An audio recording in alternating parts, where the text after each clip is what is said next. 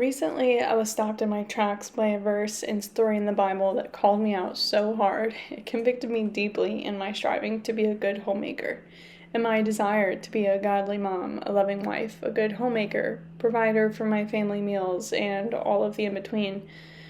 I found myself caught up in the striving that I actually missed the doing part terribly. The verse was Matthew 21:13, which says, "My temple shall be called a house of prayer, but you have made it a den of robbers."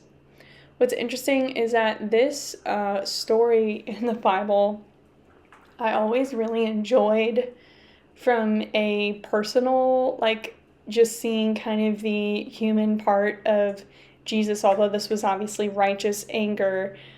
For context, Jesus is going into the temple and he's just terribly disappointed and hurt by seeing the selling of animals. He's seeing essentially the temple be turned into a market, and there's all these businessmen just really kind of abusing the whole moment and place for what it should be and trying to make money off of the upcoming Passover and all these things. And it was just really unfortunate. And Jesus is really angry. It's the first time we really see him angry, and he flips over tables. He makes a whip out of some cords that he sees, and he's like, enough, stop, And I always like this because I just like this concept of Jesus, being so incredibly comforting, kind, and peaceful, but in a place like this, he's like, we have a standard here.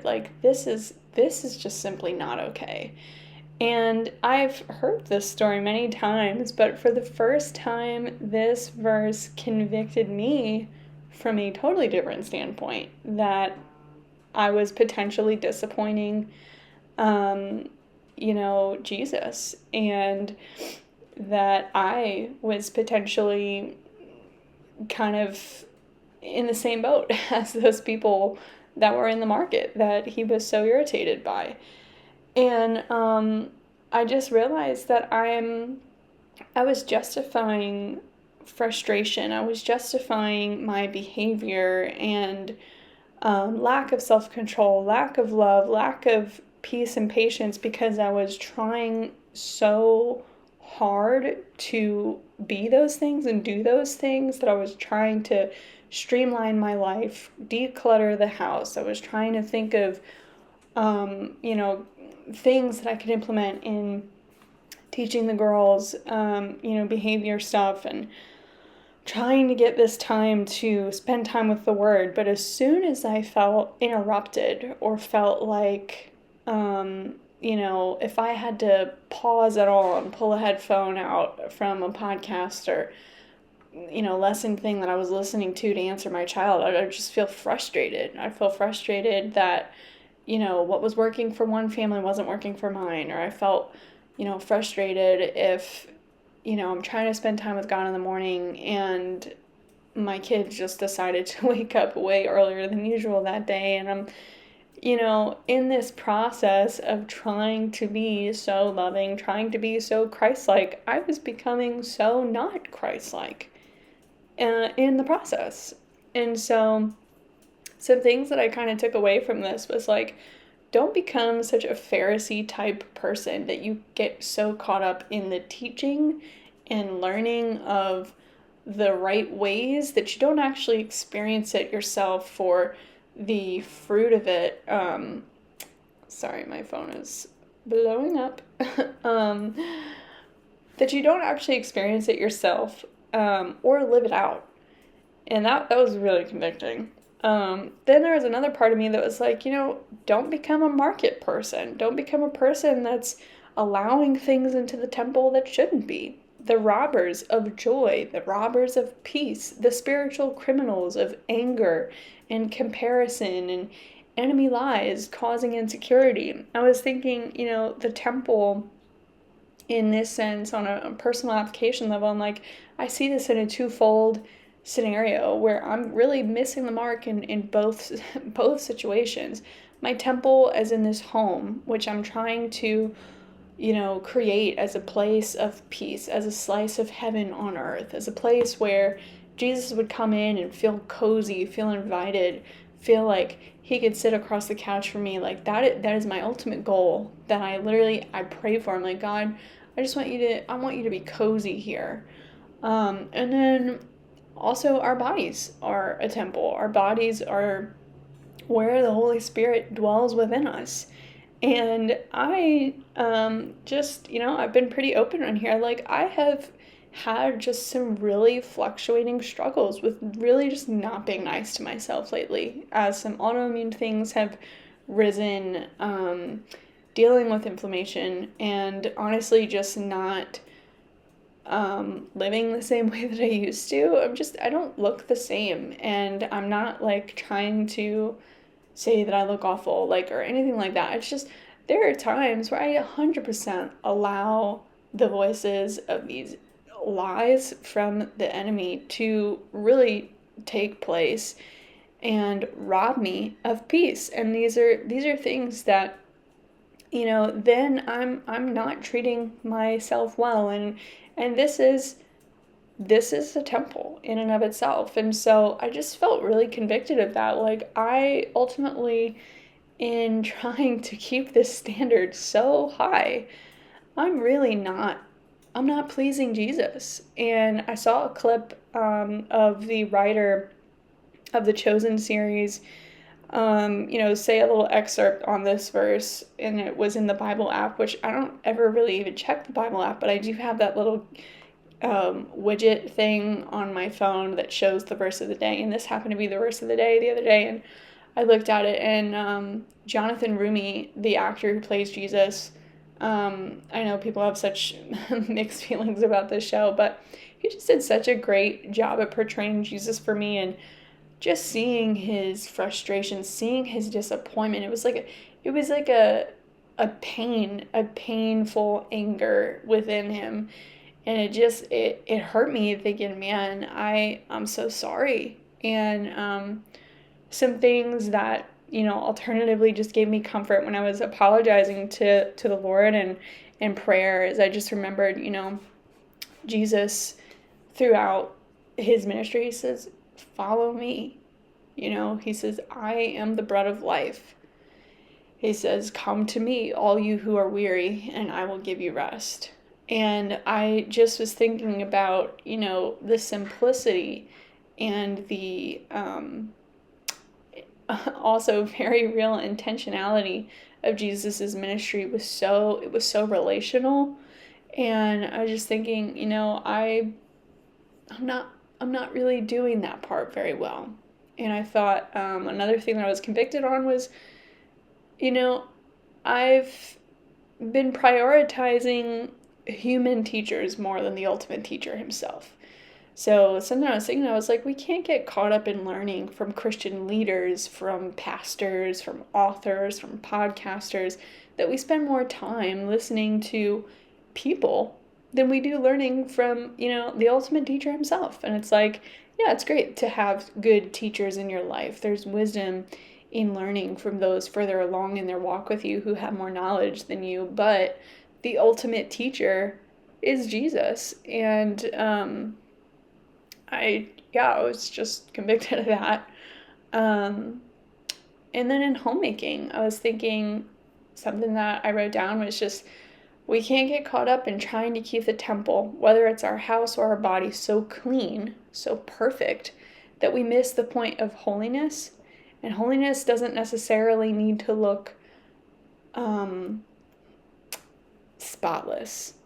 It's really more a matter of the heart. And missing the point of, he says, my temple should be called a house of prayers, thinking this home, this life, this body of mine, this existence should be full. My desire is that it should be full of prayer, of peace, and of love.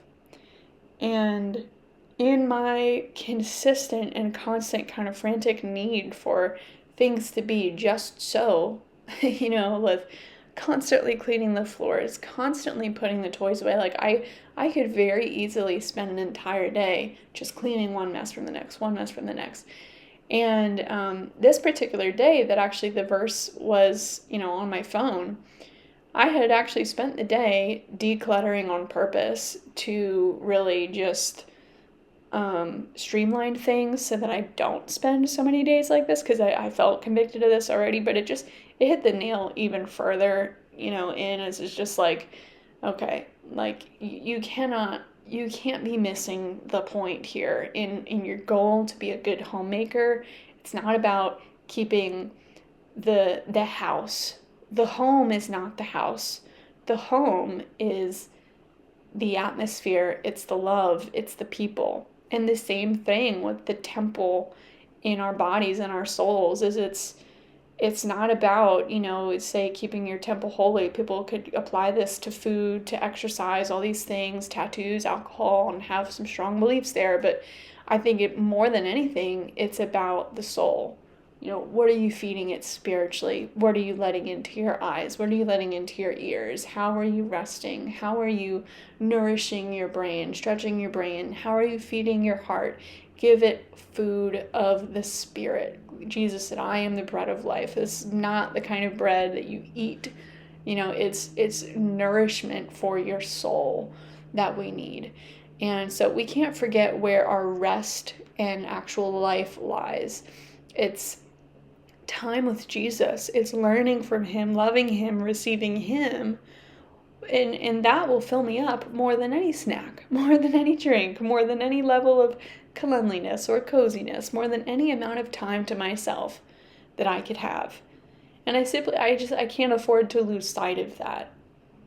And it's like, again, I'll just bring this back. My why in my mind with cleaning all the time is so that I can create a cozy space that is a peaceful environment that, everyone feels clear-headed in, that God would feel welcome and feel cozy.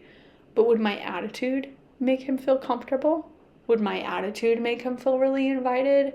As kind of, into myself, cleaning the same thing again, or oh my goodness, why I just put that away, like all these little comments, even if I'm just saying it to myself, like he hears that. That is not inviting. And there is a level of like providing the meals and keeping the space, and there is a time and a place for all of that. But more than anything, I think of Mary and Martha, and it's like he just wants our company. He wants us to want him more than anything else.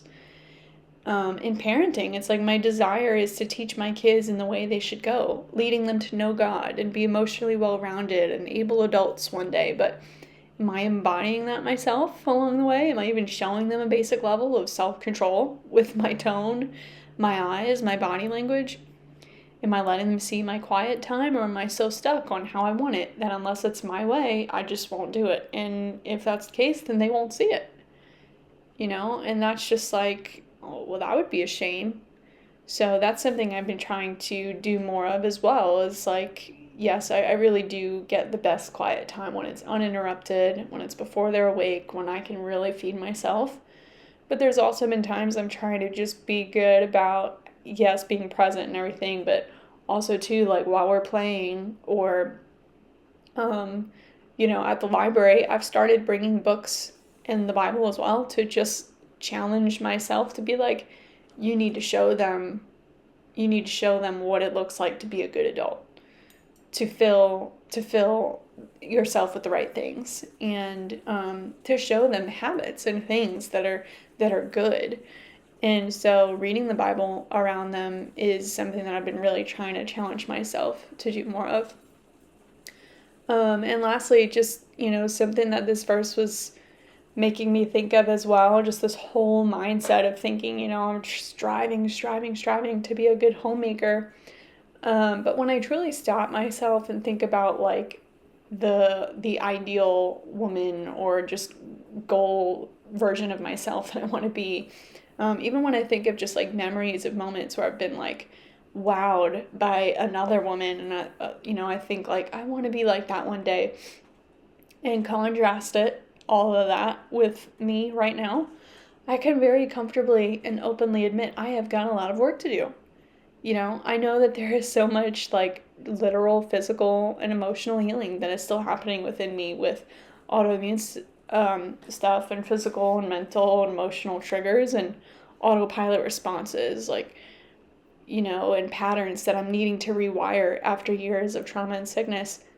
And I'm so glad. I'm so glad that I can see the work of God in my life, and I can see that I have changed dramatically, and that there has been so much healing that has already taken place.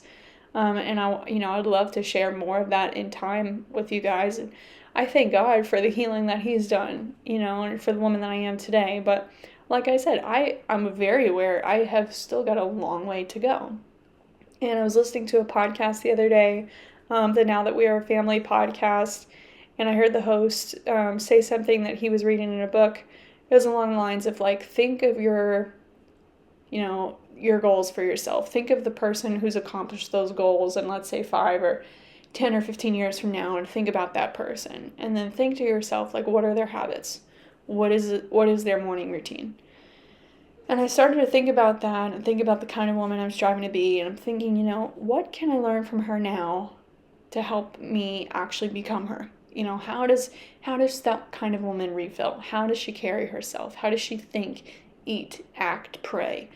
And ultimately, my goal is to become the kind of woman who embodies Jesus as much as possible in the most beautiful and feminine way.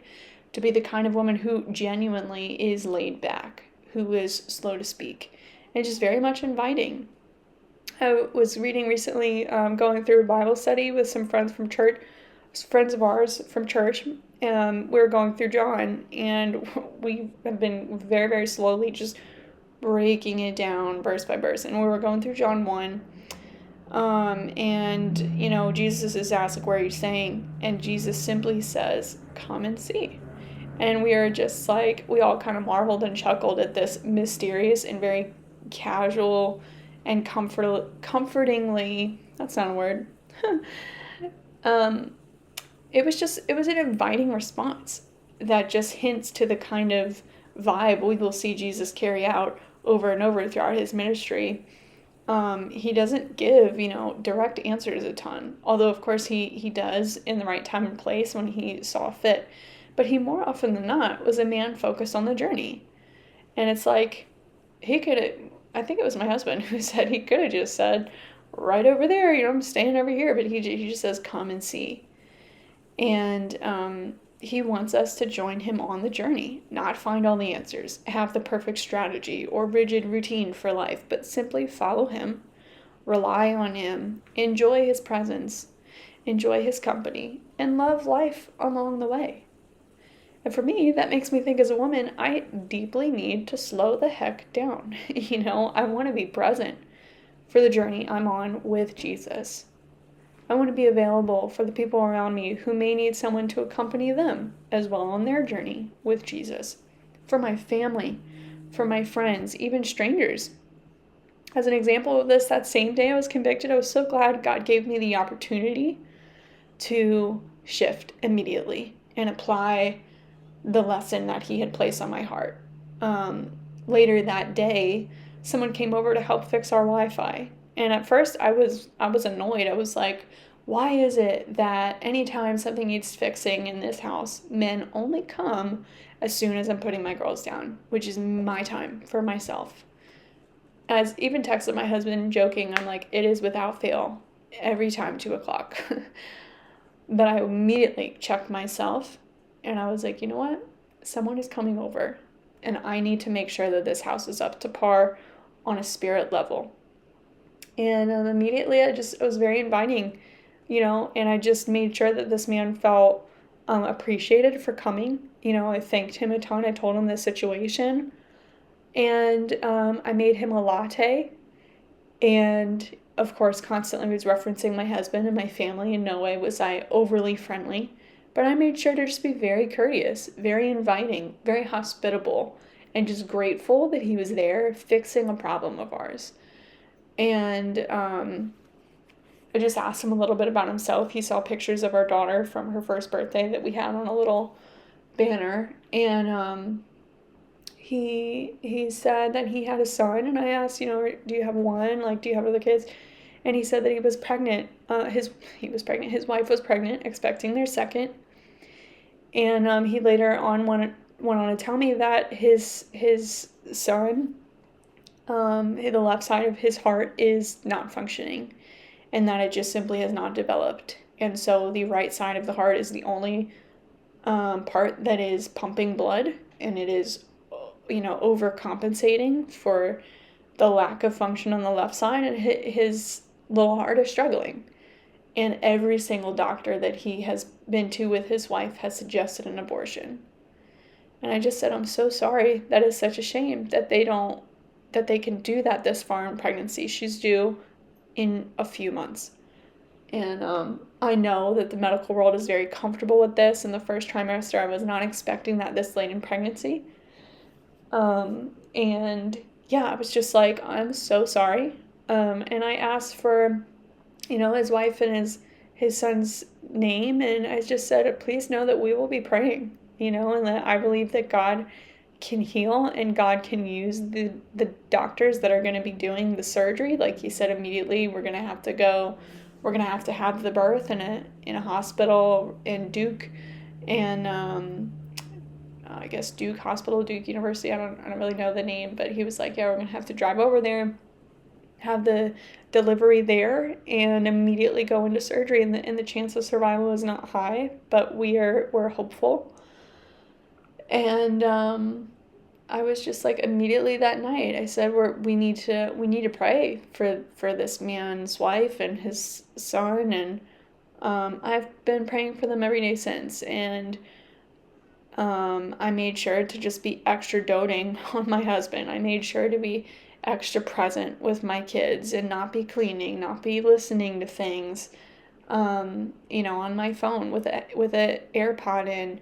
I made sure to get up very, very early and just really, really spend longer time with God. Because I'm like, you know what? My kids are going to wake up early. I need to get up even earlier and just make sure that I get that time. And just, I'm really trying to just embrace Jesus's desire for the simplicity of things. It really is so much less complicated than we need things to be. It's just like, follow me. Follow me. I am the bread of life. I will give you rest. I am your key to heaven. I am the thing that allows you to have a relationship with your Maker. I am the way to the Father. Nothing else will get you there except through me. So spend time with me. And that is just like, you know what? That really puts me at ease when I think about it. It's just like, he does not care about the crumbs on the floor. That will happen with every single meal and snack. It doesn't care. I do not need to be frantically cleaning it every single time I see a spot. Obviously not letting it build, but I could maybe vacuum once a day instead of 3 or 4 times in the day. Just very simply, very practically, like that was something he called me out on. And I'm like, okay, I'm so sorry. And so yeah, that was the verse. My temple shall be called a house of prayer, but you have made it a den of robbers. Whew. Let us not miss the point in homemaking to miss the desire that God has for our temples, for our homes, for our bodies, for our families. God, I pray that this video helps the woman hearing this right now to just receive your grace, to not take condemnation or shame, but see your heart's desire in this verse, to see your desire for companionship and for rest and for peace and joy in prayer and just resting in your presence. That you would feel welcome and feel cozy because of the kind of women that we are, because of the kind of hearts that we have, the attitudes that we have, not because of how perfect or how pretty our home looks, but because of just who we are, because of how you transformed us. In Jesus' name, Amen. All right, with that, I hope you guys have a great rest of your day. And if you liked this video, please give it a thumbs up and share it with anyone you think who needs it. If you've not already, hit subscribe so you don't miss any further videos, and I will see you in the next one.